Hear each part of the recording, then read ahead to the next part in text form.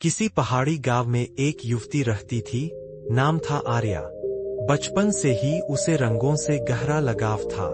जहां लोग पहाड़ों की ऊंचाई से डरते थे, वहीं आर्या अपनी तूलिका से बादलों को छूने का सपना देखती थी।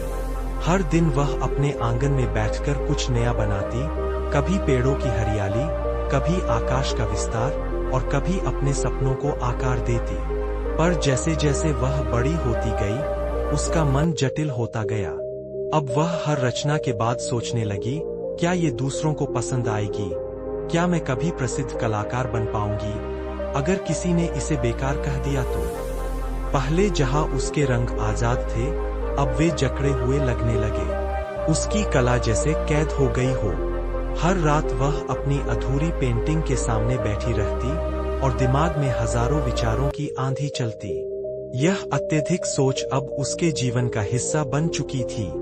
वो न कुछ नया बना पा रही थी, न चैन से जी पा रही थी। एक दिन वह अपनी पेंटिंग लेकर पास के जंगल में निकल पड़ी, शायद शांति की तलाश में। वहां पेड़ों की छाव में उसे एक बुजुर्ग महिला दिखाई दी, जो चुपचाप मिट्टी के बर्तनों पर चित्र बना रही थी। महिला की आंखों में गजब की शांति थी और हाथों में ऐसा आत्मविश्वास जैसे हर रेखा में सच्चाई हो।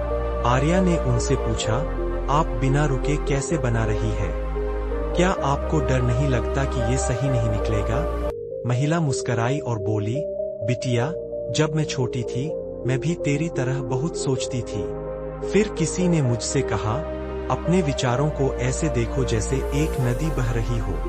वो आते हैं, जाते हैं। उन्हें पकड़ने की कोशिश मत कर, वरना डूब जाओगी। फिर उन्होंने आर्या को एक खाली कैनवास दिया और कहा, इस पर पेंटिंग बनाओ, लेकिन ये सोचकर नहीं कि लोग क्या कहेंगे, बल्कि ये सोचकर कि तुम्हारा दिल क्या चाहता है। आर्या ने कैनवास उठाया। शुरू में हाथ कांपे, लेकिन जैसे जैसे उसने तूलिका चलाई, मन का शोर धीमा होने लगा।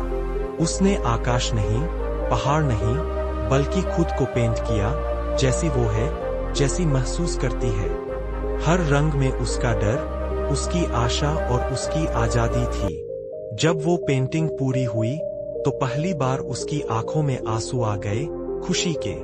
उसे एहसास हुआ कि सोच से नहीं, महसूस करने से कला जन्म लेती है। समाप्ति और शिक्षा उस दिन के बाद आर्या ने सोचना नहीं छोड़ा, पर अब वह अपने विचारों को बहने देती है। जैसे नदी पत्थरों से टकराकर भी बहती रहती है, वैसे ही आर्या अपने डर से टकराकर भी आगे बढ़ती है। वह अब हर दिन पेंटिंग बनाती है, न आलोचना से डरती है, न तारीफ के पीछे भागती है।